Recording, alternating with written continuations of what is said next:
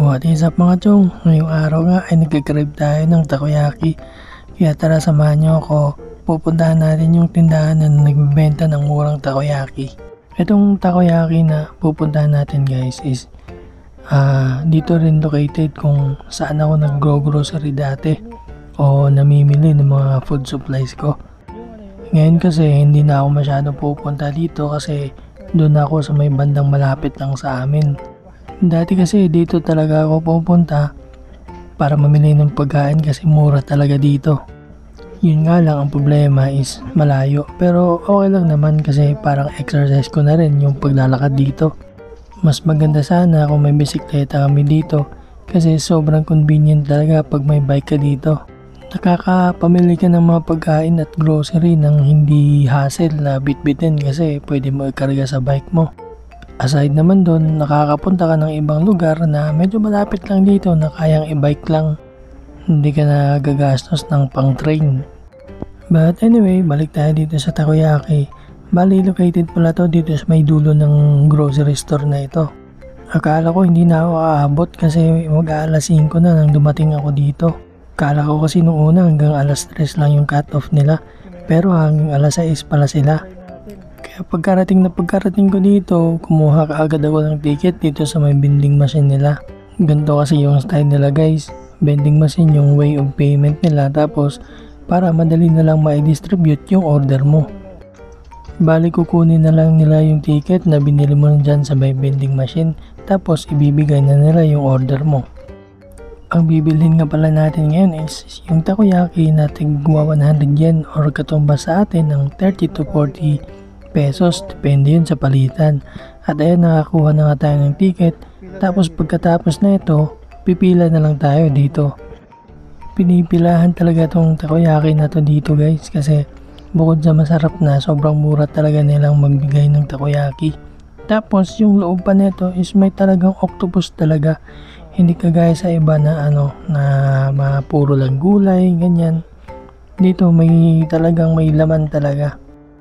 At ayan, tamang waiting na lang tayo dito sa gilid kasi ginagawa pa yung takoyaki natin. Oo guys, yung mga takoyaki nilang binibenta dito is bagong luto talaga. Pag kinain mo at hindi mo alam na bagong luto ito, talagang mapapaso ka. Ayun na mga chong, ako na yung kasunod kaya binigay ko na yung ticket ko para makuha ko na yung order kong takoyaki.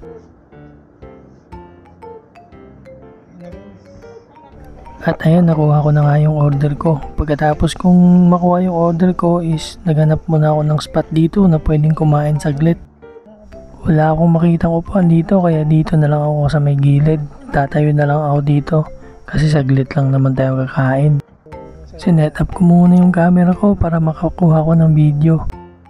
Mabilis ang video at kuha lang ng clip para at least remembrance at tapos kain na tayo.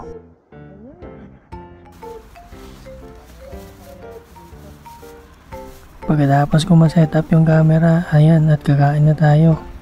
Alam ko na mainit pa tong takoyaki na to sa loob kaya dinadandahan ko muna yung pagkain. Pero hindi talaga maiwasan na pagkagat mo, talagang mapapasok ka talaga.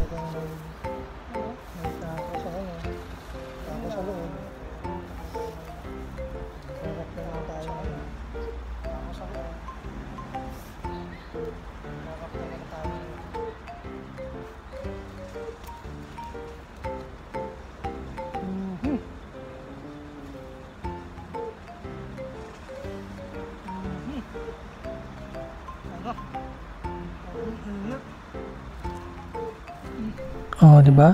Sabi ko naman sa'yo, mainit pa yan eh. Ayan tuloy, nag-wrap ka tuloy dyan.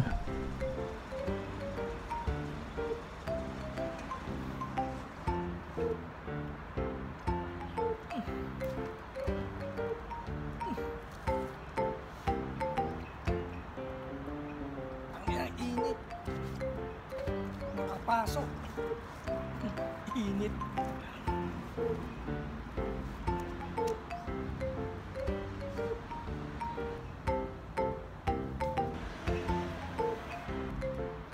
Matapos ko nga masubo yung isa, dalawa, tatlo, apat, 5, 6 na piraso ng takoyaki.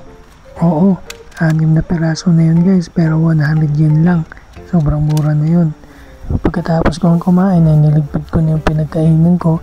Dumaan muna ako sa grocery store bago umuwi. Kaya yun lang guys, see you in the next video. Bye!